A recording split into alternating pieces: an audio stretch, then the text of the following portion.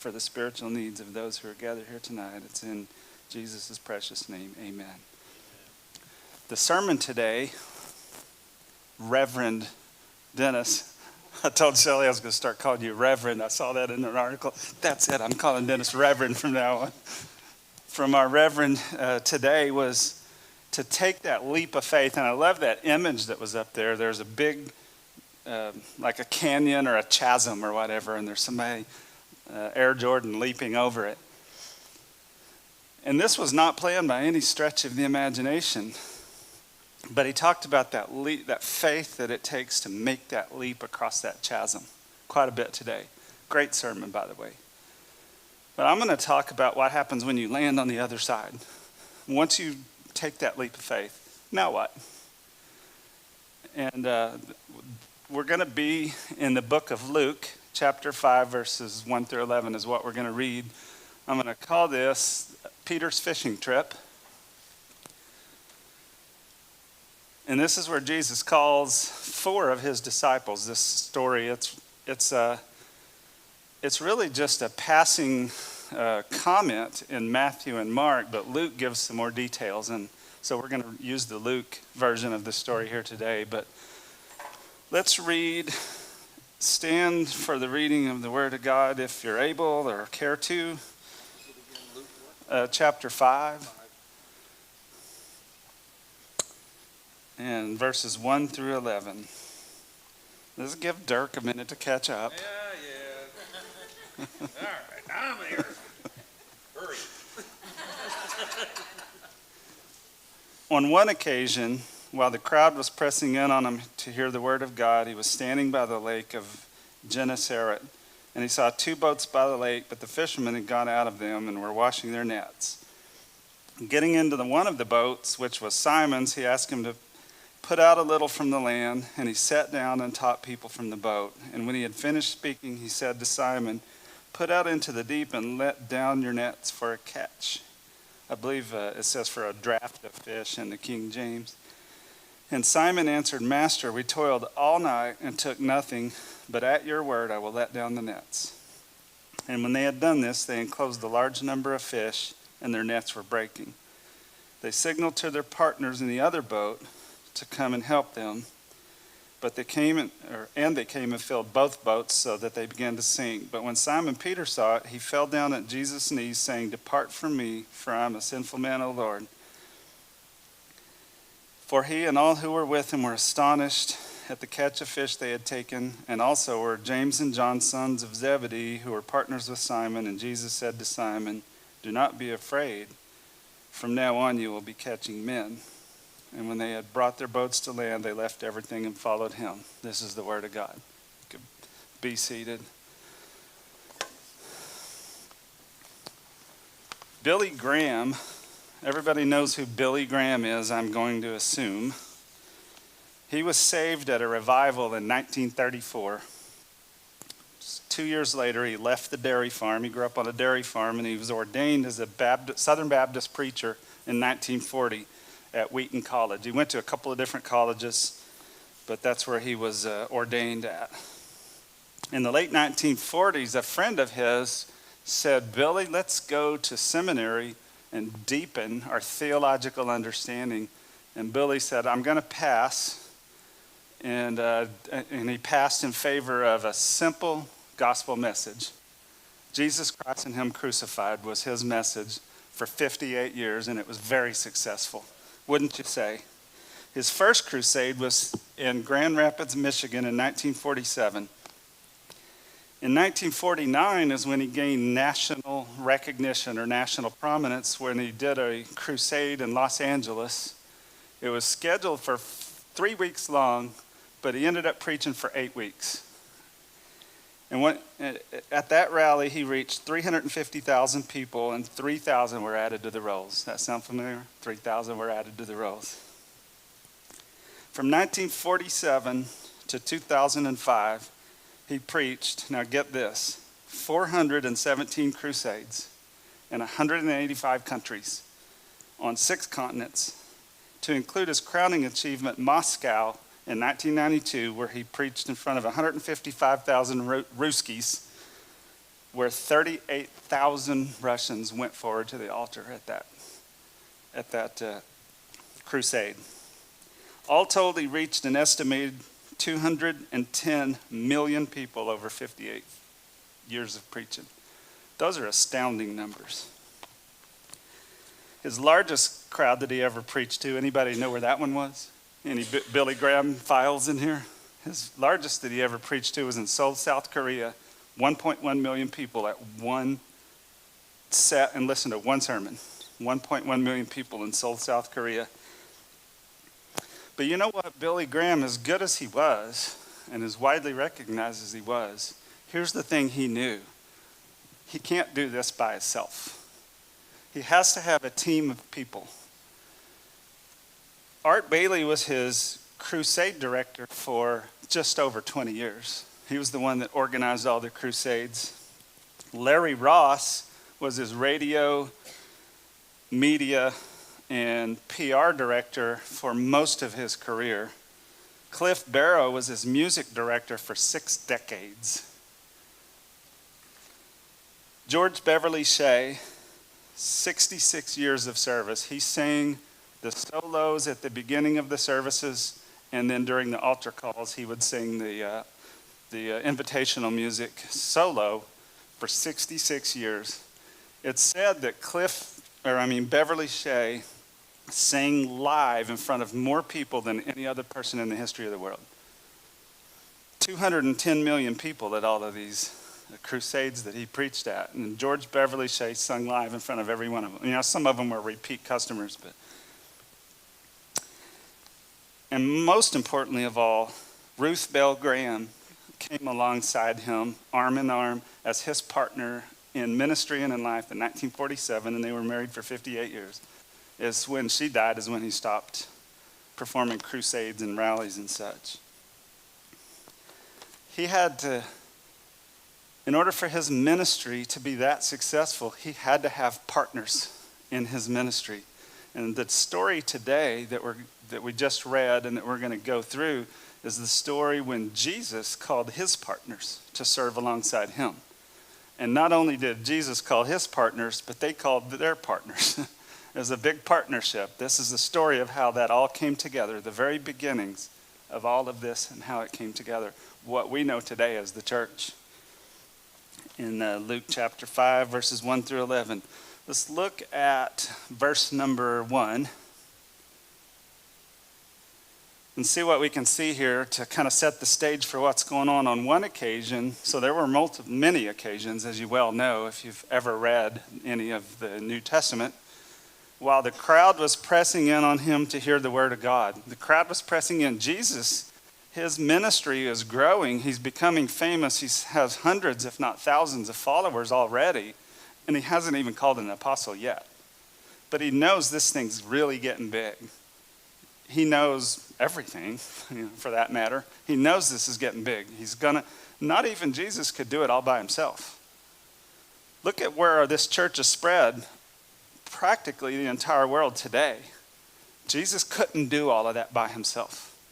Of course, he is behind the scenes and in the hearts and through the Holy Spirit involved in everything that's ever happened with regard to the growth of the church and everything else for that matter.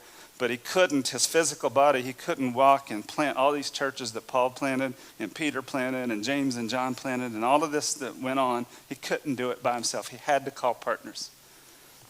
I never really thought about that before, that this is Jesus calling his ministry partners. That's what this is, the story that we're reading here today.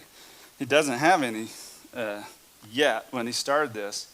But look at, this is what I found interesting. While the crowd was pressing in on him to hear what? The word of God.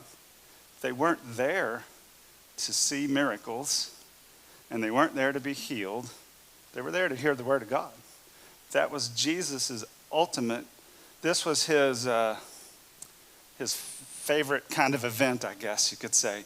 He healed lots of people, but what he really wanted people to do is gather around to hear his word, not to see his miracles. And that's what's going on here today. And that's the event he chose to call his apostles. When people are gathered to hear the word, not when people are gathered to get healed.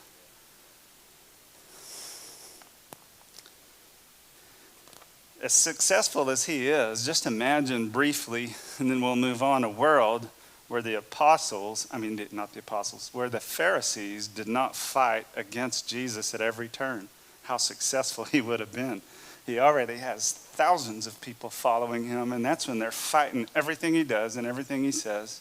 If they would have just minded their own business and let him do his thing, how big this would have grown and how fast it would have grown. How the world might be different today. We don't really know, but it might be. He was standing by the Lake of Genocera, I'm not exactly sure how to pronounce that. That's the Sea of Galilee.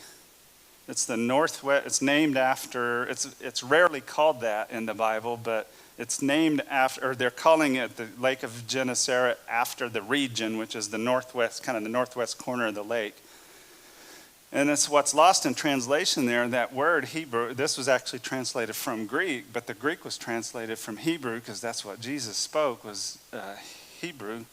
And it was, the meaning of that word was the garden of the princes, because it was such a lush, green,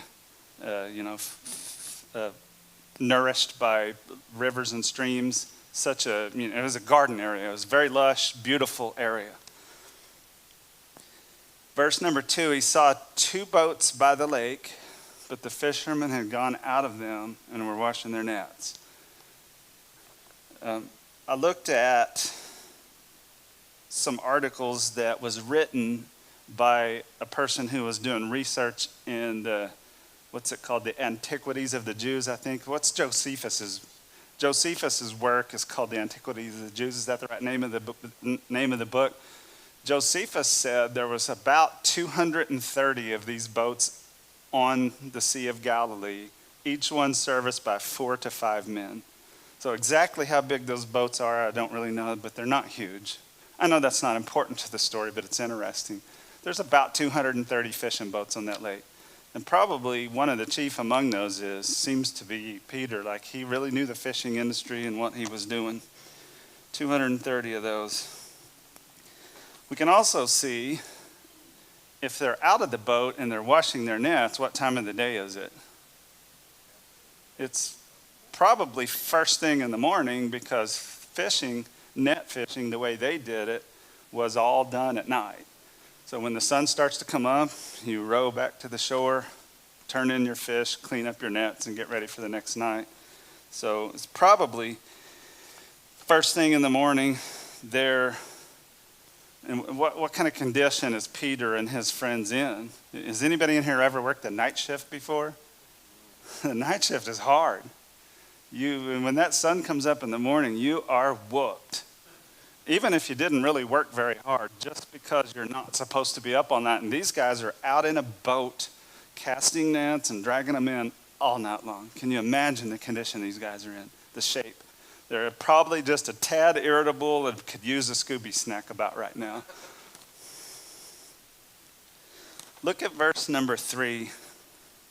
I really enjoy this part of the story. Jesus getting into one of the boats, which was Simon's, he asked him to put out a little from the land, and he sat down in the boat and he taught. Now the experts on the terrain, I guess, if you will, around the Sea of Galilee, I've never been there myself, but they say that northwest corner it reminds me when you read an explanation of what it would have looked like in those days, it reminds me kind of Lake Norfolk. There's a whole bunch of coves. You get back in one of those coves, and the terrain forms kind of a horseshoe around you.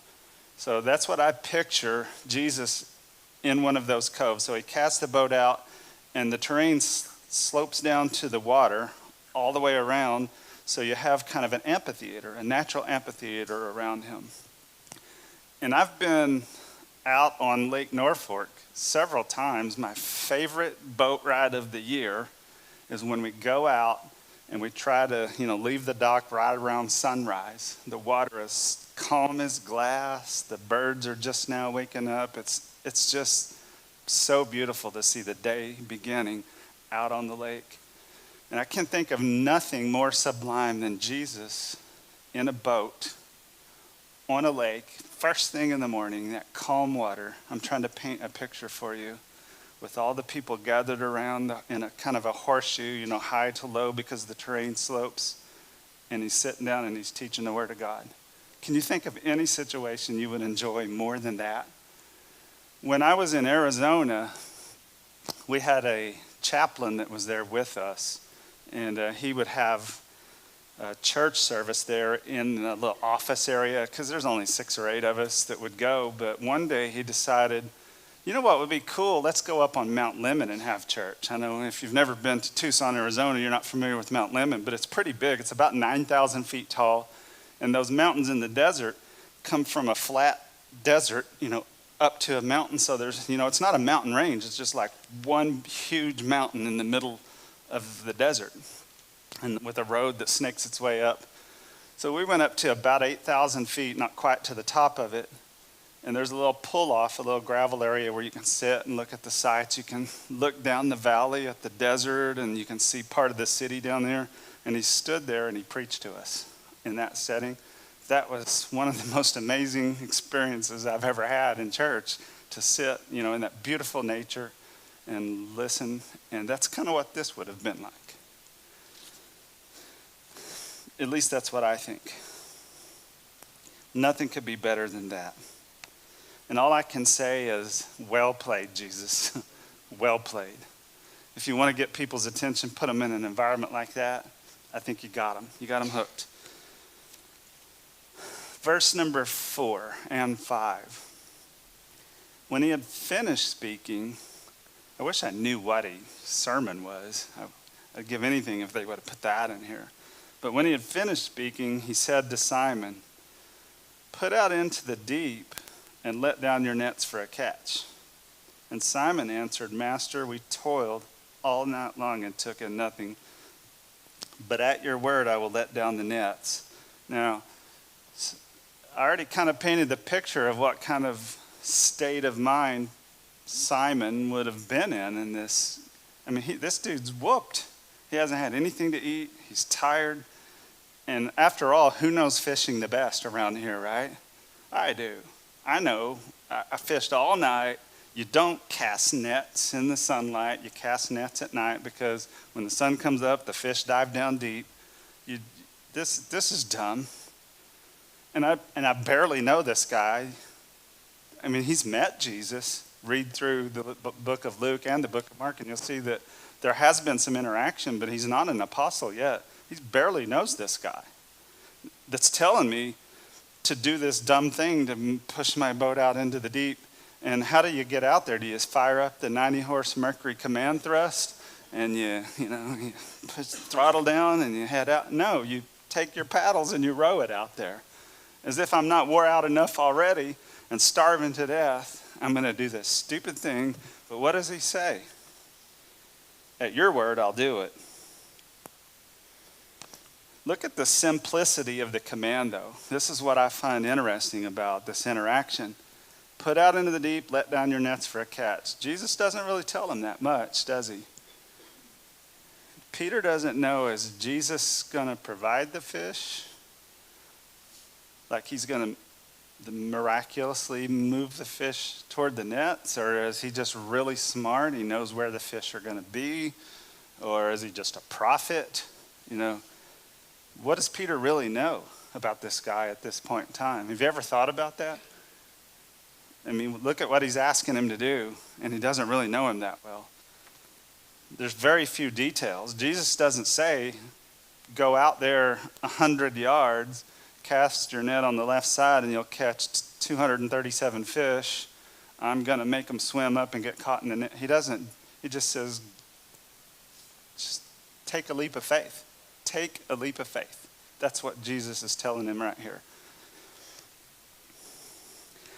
And here's the question I have. Where did everybody else go? There was thousands of people listening to him preach just a minute ago. Where's all these people at? It just kind of leaves us hanging on that. Were they watching? Thinking, betting each other $5? I don't think he'll do it. Oh yeah, I think he'll do it. Peter's going to do it. Here's your $5. I don't know. What? But one thing I know, though, I mean, put yourself in this sometimes it's hard, I understand.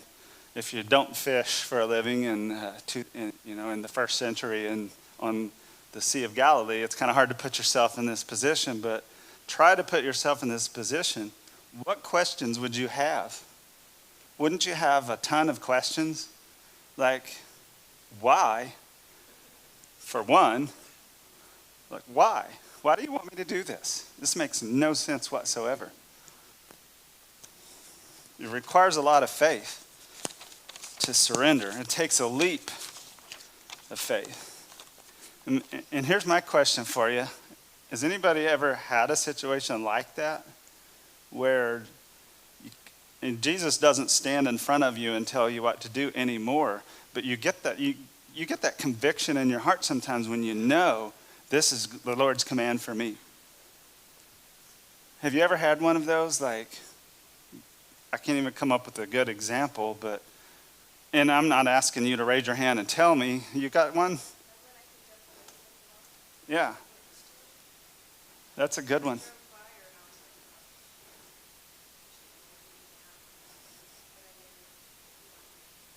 And this makes no sense whatsoever to turn around in your car and go back when I'm in a hurry to pick up somebody that I don't know whether they're going to rob me or not.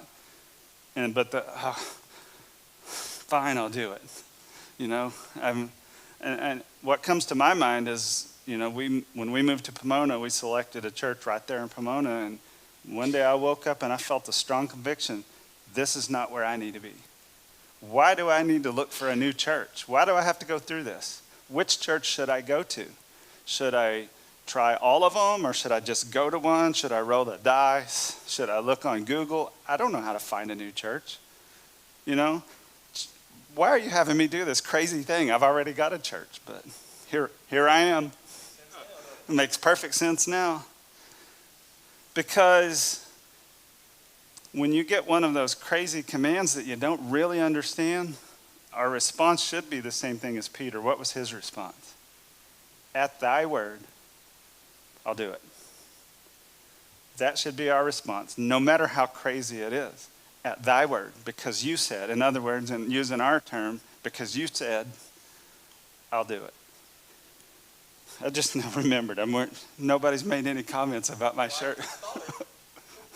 I don't know why that popped into my head right at that.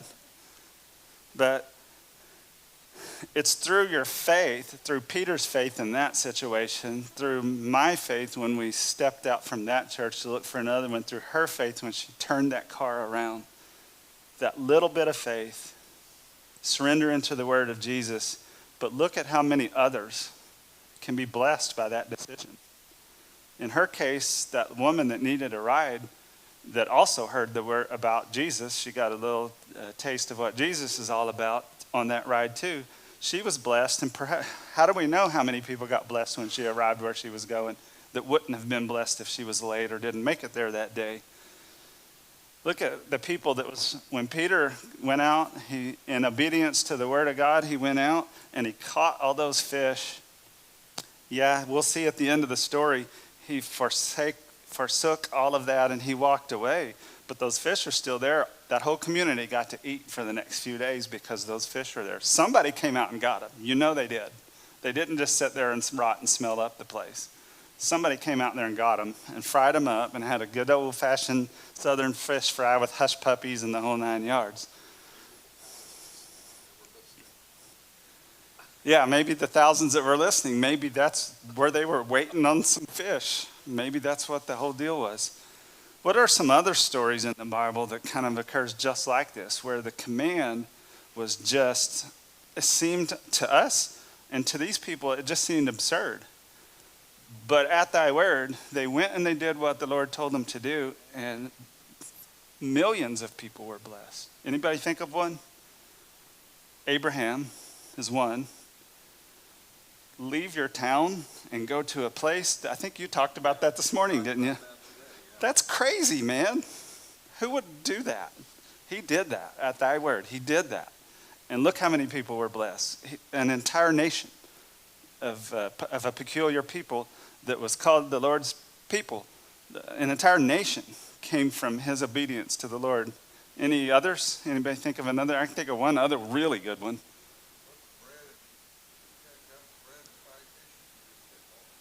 Yeah. That one, and another one is Moses. This guy who's slow of speech and, in his own estimation, not very intelligent. Go to Pharaoh and tell him to let my people go? What the heck's wrong with you, man? I'm not the right guy for that, but he was obedient to that word, and he did it, and look what happened. 2.5 million Jews, some people estimate, I really don't know how many, were freed from their captivity, and they went back to the promised land where they belong. And Noah, yeah, that's a great one. I should have put that one on here. Noah. That's still build a boat and has rain. Man, we get some bizarre, what seems to us anyway, like some bizarre commands. But it's our obedience to those commands, that leap of faith that we have to take, that is required for us to be obedient to some of these bizarre commands that we get. Some of the ones that we get are probably not quite as bizarre as Noah or Moses, but they are. Some of them, they just don't seem right.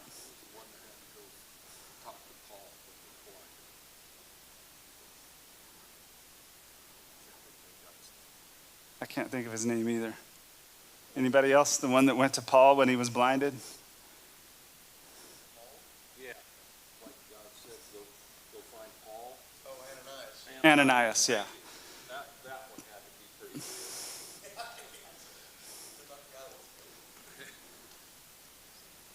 But look at actually I already did that one. Never mind. Don't look. I already did that one.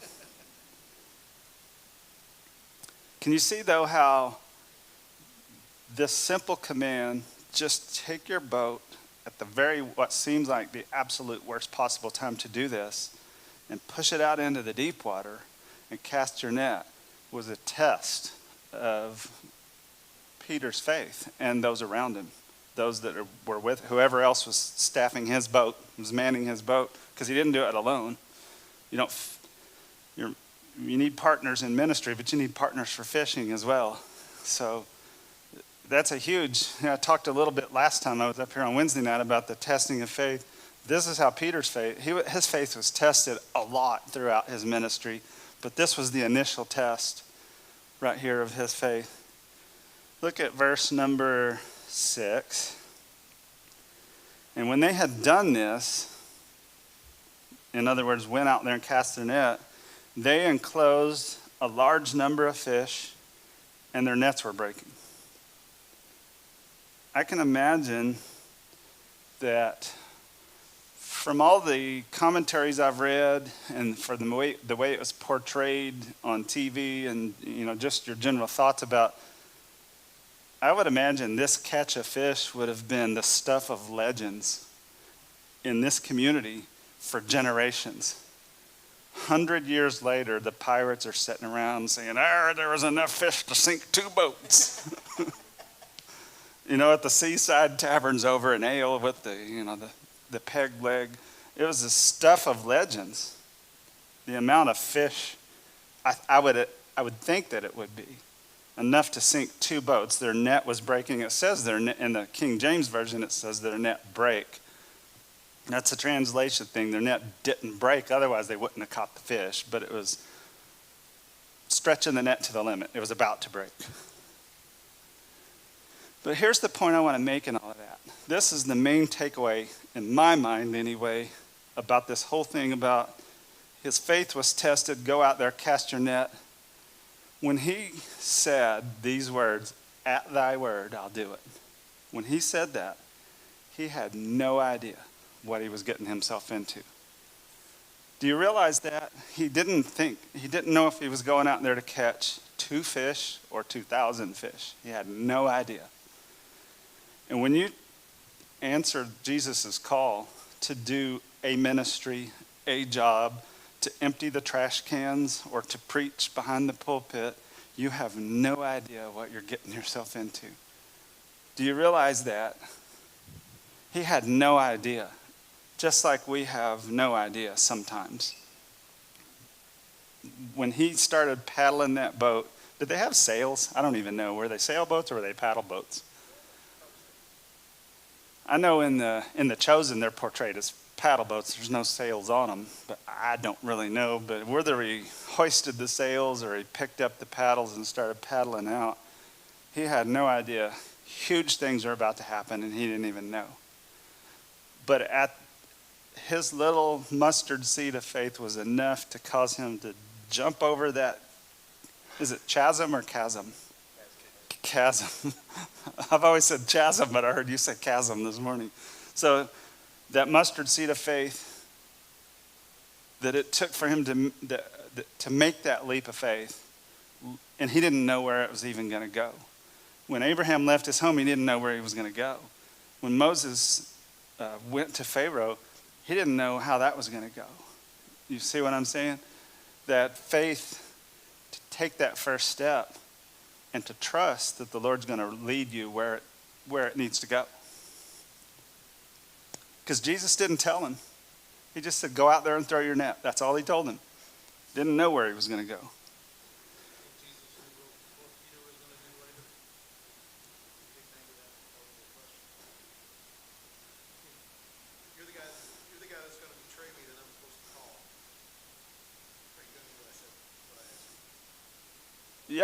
Yeah, that very well could be the case, and that's kind of why I alluded to this was the initial test of his faith, but he's going to continue to be tested throughout, and we are too.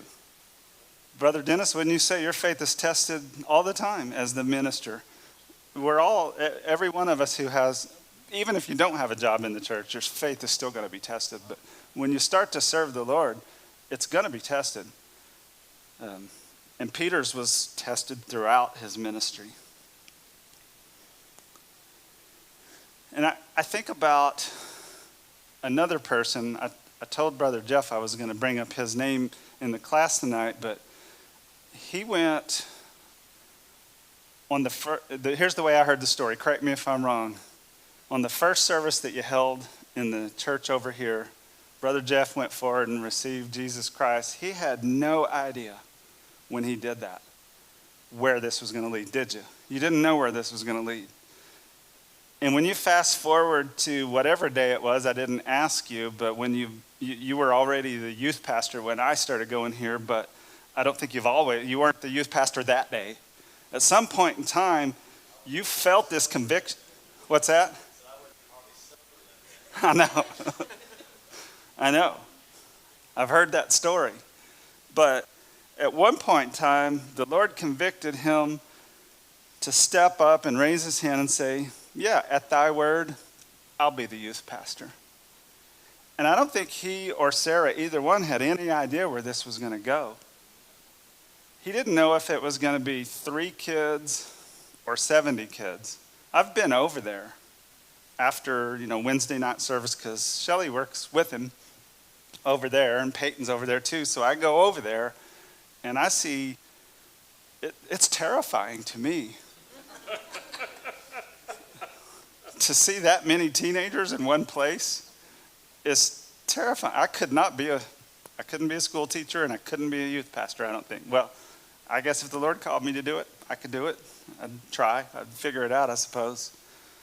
But when Jeff answered that call, when he says, yes, Lord, and I don't know, I'm not trying to put words in his mouth, but I guess maybe he prayed about that quite a bit. Maybe he struggled. Maybe he argued with the Lord about that a little bit. I don't really know. But at some point in time, he finally said, yes, at thy word, I'll be the youth pastor. He did not know where that was going to go. But one thing he did know, here's one thing he did know. After a session or two with a room full of teenagers, he knew, I need some partners in this ministry, right? Do you realize that you can't do it? I'm going to use this same example that I use every time. We had an evangelist at our church one time, and the example he used was the trash can in the foyer. If you decide, you raise your hand and say, Lord, at thy word, I'll empty the trash can in the foyer every Sunday morning. Eventually you're going to need a partner because you're going to be sick and you're going to be sitting at home worried to death about did somebody throw something in that trash can today. And now I'm going to need a partner to empty that. It doesn't matter what it is. I know I'm making up a silly example. And it was just as silly the day that guy used it. But no matter what your ministry is, Jesus knew this. Billy Graham knew this. Brother Jeff knew this. Whatever your ministry is, if you're playing music, you don't. Have you ever seen that guy? I think this might have been back in the 80s. He had this contraption built where he had guitar and piano and a harmonica and horns and drums and everything, like a drum, and he could stomp on a pedal and the thing on his head would go, and he could play all the instruments and sing all at the same time. Well, most of us can't do that. It doesn't matter if you're going to get up there and sing songs, you need a partner in ministry. And I think we can see that from Jesus' example.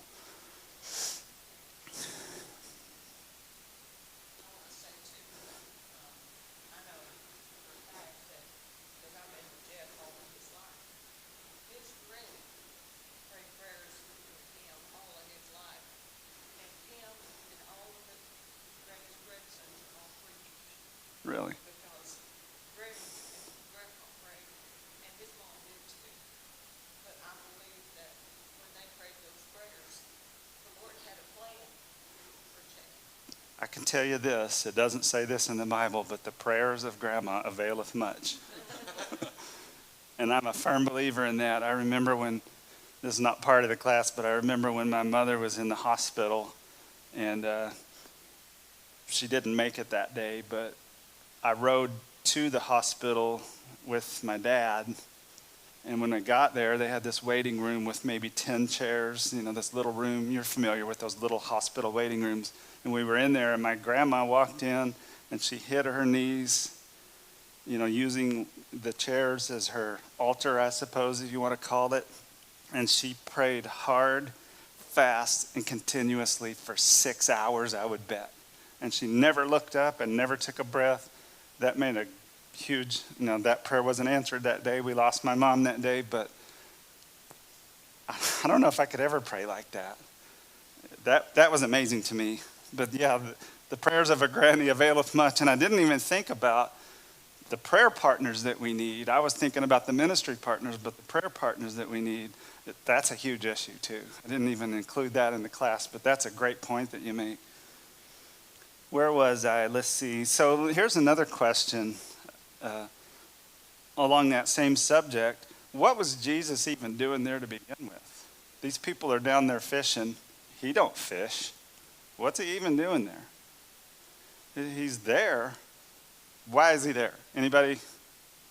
Why was Jesus on the shores of the Sea of Galilee in that particular area on that particular day? Why was he there? He's going to teach the word to them and call some disciples because he needed them. I need some help. If I'm going to preach to all these people, and if you read back through the chapter just previous to this story, through chapter 4, it'll tell you right there near the end of it, I don't remember the exact word, he was preaching in the synagogues all over the region of Galilee. This was even before he had apostles. And he said, man, I need some help. I mean, he had this planned out all along. I get that, but he needed help. That's why he was there. To preach and to call his partners. He needed partners. Let's look at verse number 8. But when Simon Peter saw it, in other words, it being the full nets of fish, he fell down at Jesus' knees, saying, depart from me, for I am a sinful man, O Lord. So, was he trying to tell him to get out of here? Obviously not. He doesn't want him to leave. So what's Peter saying here when he says, depart from me? Not worthy. I see two things in this statement. Number one is he recognizes, and he says it outright, he recognizes himself as a sinner, unworthy, like you said, to be in the presence of Jesus. And the second thing is he recognizes Jesus as the Messiah. And he recognizes both of those things, and in that one little simple sentence, it says all of that. I recognize that I'm a sinner, and you're the Savior. That's what he says. It's a term, depart from me was a common term the Jews would use. It was a common term in their culture in that day. Obviously doesn't mean that he wants him to leave. But what does he do when he realizes that this is the Son of God that he's dealing with and that he's a sinner? His response is what all of our response should be that moment we realize that we're sinners and he's the Messiah. He's the Savior. Do you see that? That's what we should do. That's what you have to do. Your life of being a partner with Jesus Christ begins when you realize that thing. When you realize you're a sinner, when you realize he can save you and you can't save yourself, when you fall down at the knees of Jesus, in other words, that's when your life as a partner to Jesus Christ begins. I thought about this quite a bit today. I was saved and baptized when I was 6 years old. But looking back, I don't feel like I fell at the knees of Jesus on that day. I didn't partner up with him in his ministry to grow this church and spread his good news. So when I was in my 30s, I started attending a new church in a new place that I lived at that time. And I wasn't sure I was saved, so I went up to the altar, accepted Jesus, but I still didn't really fall down at his knees. And then I walked away from Jesus, and I was gone for years. I don't know, probably 15 years I was gone. I was away drinking, cussing, doing all my own thing, living a life of anything but serving Jesus. When we started going to that church in Pomona, I got asked to teach Sunday school. And so I was teaching like every other Sunday, teaching Sunday school. And I would say during that period, I was kind of hanging around the feet of Jesus, but I still wasn't on my knees. I never really thought about this until today. I never fell down at the feet of Jesus until one day we were having a youth revival at the church in Pomona, and I got asked to be a speaker at this revival, preach a sermon. This would have been my first time to ever stand up and say anything about Jesus in front of anybody. And when I was preparing for that is when I feel like I committed myself to a lifetime of service to him and study and prayer and supplication. That's the day I fell on my knees at the feet of Jesus. That's when I realized I got to have this. I got to have him. And I don't know what anybody else is. Some people can come up to the altar and truly fall at the feet of Jesus and weep on the day that they're saved. For some people, it's a lifelong process like it was for me. I feel like I'm there now, though. I really feel like I'm there now.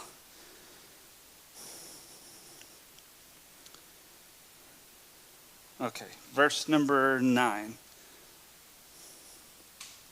For he, that's Peter, and all who were with him were astonished at the catch of fish they had taken. And all I can say is, well, duh, wouldn't you be? Wouldn't we all be astonished? But there's more to the symbology of that than just that. Of course we would be astonished if you catch enough fish to sink 2 boats after the sun has already come up. It's when you feel that presence of Jesus in your life and you experience his love and his power and understand his judgment, are you astonished? That's what we should be. We should be astonished when we feel that presence. That moment when Peter realized who this was in his boat, he was astonished. I think he was probably way more astonished by that than any fish. He didn't fall down at the fins of a fish. He fell down at the knees of Jesus and he worshiped. But we should all be astonished when we realize we're in the presence of the Lord.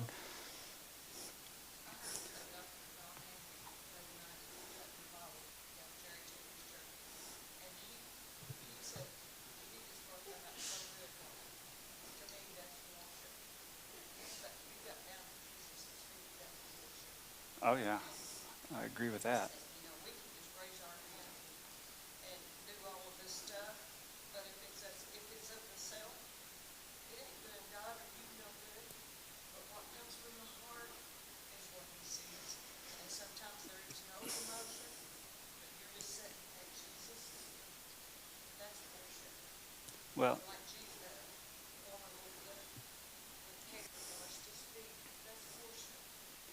I agree with you, but I would say this. Falling down at the feet of Jesus is obviously a euphemism. For some of us, hands in the air and eyes closed and singing along with the song is falling down at the feet of Jesus. You know what I'm saying? When whatever falling down at the feet of Jesus is for you, it's a sacred moment in your life. Verse 10, I'm getting short on time here. So they were astonished, and verse 10, and also were James and John, sons of Zebedee, who were partners with Simon, fishing partners that is. And Jesus said to Simon, do not be afraid. From now on, you will be catching men. And that's the statement that has led to more little fish-shaped things stuck on the back of SUVs and bumper stickers. That's, fishers of men. But exactly what does that mean? You're going to catch men.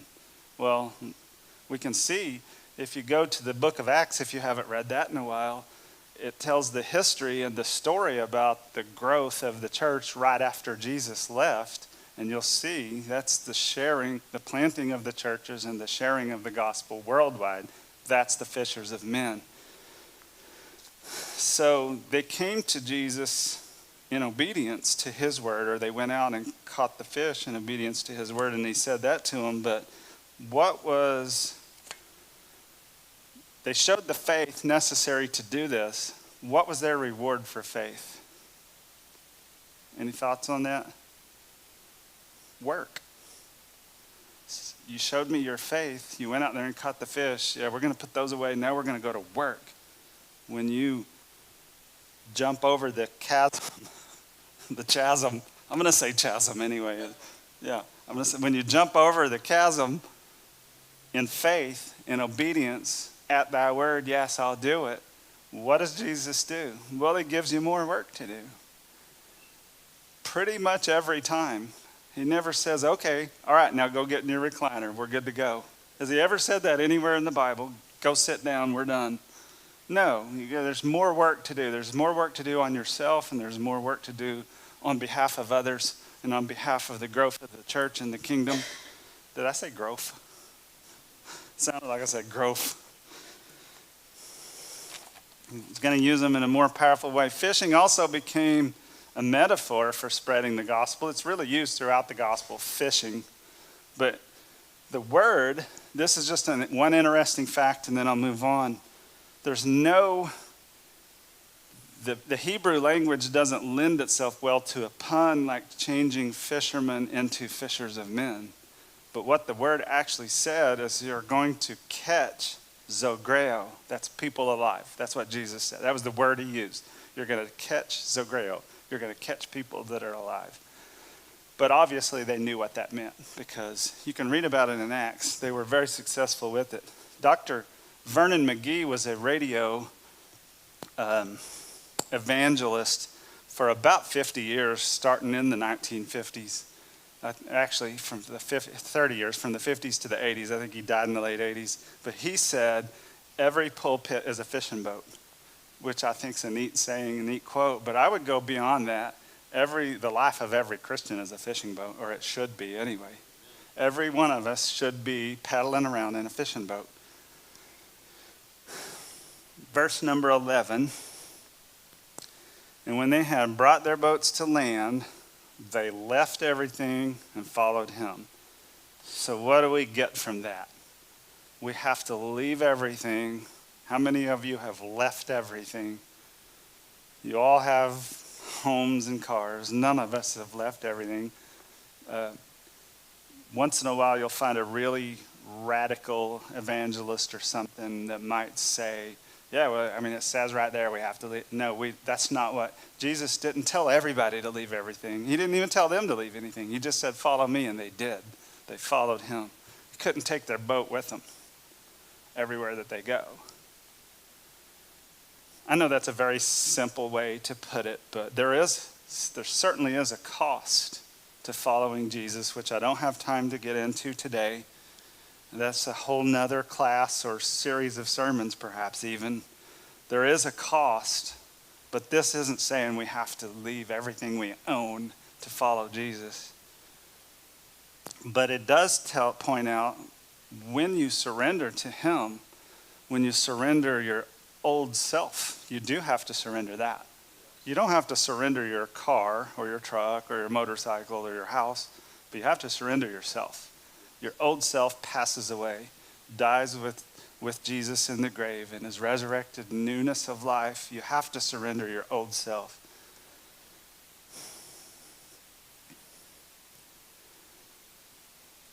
So which is exactly what Peter did. So when here's another interesting quote, and I didn't write down who said this.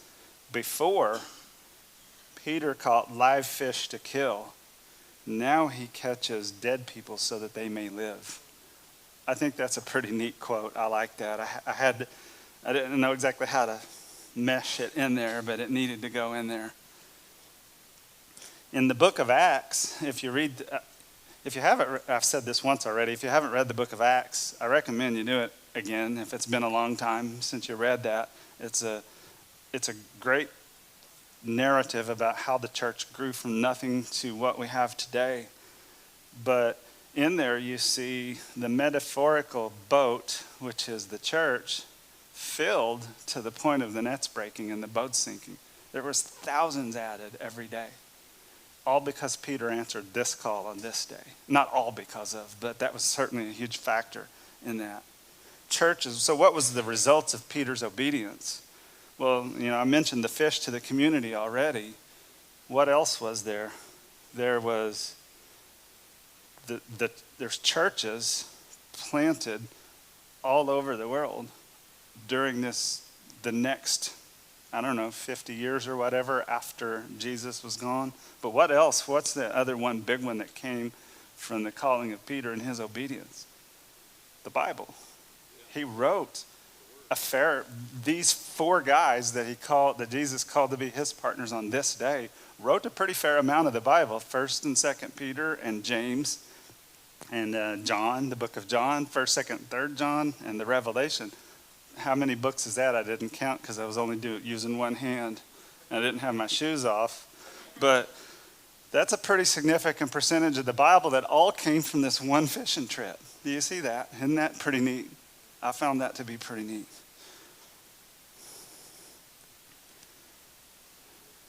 I guess the last thing, I'm pretty much out of time. The last thing I want to say is this. If I didn't do a good job of saying it this way already, for those who have a ministry in the church or in the community, you need partnerships. You need prayer partners, but you need people to come alongside you and assist. And for those of you who don't have a ministry, this is just my advice. Find somebody that's working. Get in your boat and paddle up beside them and partner up with them and help. If it's nothing more than emptying the trash can in the foyer, it's necessary. We can't do this alone. We can't do family alone. We can't do community alone. We can't do church alone. We can't do gospel alone. We got to have partnerships. Jesus shows us that. I didn't do a great job of explaining it, I feel like, but Jesus shows us that.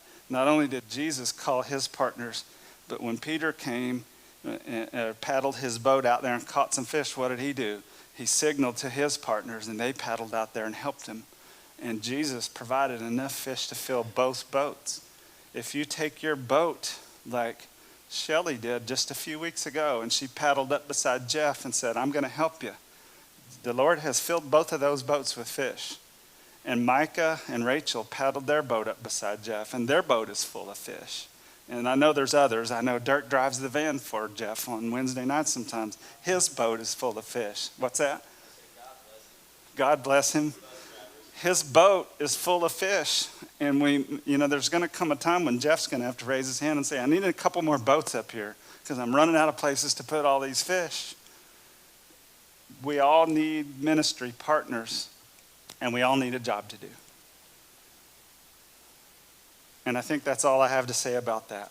You will be astonished. I wrote that in my notes. I forgot to say, if you paddle up there beside somebody and join partner up with them, you'll be astonished at where the Lord will lead you in that. Just like Peter was and then his partners when they saw that net full of fish. Any comments or questions or additions?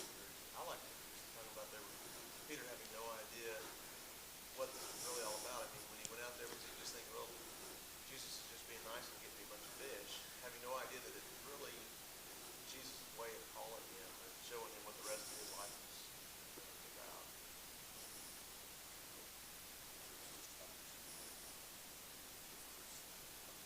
The first of many astonishing things, you're right.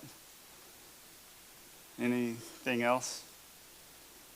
I'm thinking in the month, I might have said this on Wednesday night, I don't remember. In the month of June, I don't think I have any Sunday or Wednesday nights because we're going on a family vacation to South Dakota to look at Dead President Mountain and a few other things. And then after that, in July and August, we camp a fair amount, but I think I'll be able to do like one night in July and one in August. And then in September, I'll hit the ground running again. And we'll see where this leads from there. And I'll tell you, this has been an amazing blessing to me to be able to come up here and do this. I feel like I still got, I could still, there's room for improvement, but I'm feeling pretty comfortable. You know, that first night I probably didn't feel quite so comfortable up here, but I feel like it's going okay. The Lord has blessed me and gave me comfort and peace when I come up here, even though I stand like this all the time and I have some weird mannerisms. But anyway, anything else? Okay, if you'll bow with me. Father in heaven, I just thank you for this tremendous responsibility and awesome opportunity to be up here and to share your word with your children, your precious children. I pray that as this little ministry of mine continues, it'll continue to grow and I'll get better and continue to strengthen and meet the spiritual needs of those here in this church. And I just thank you for this opportunity. I pray for those on the prayer list, and I pray for each of those that are here tonight, that they will be blessed because of their presence and that you'll keep them safe in their travels and bring them back here the next appointed time. In Jesus' name, amen.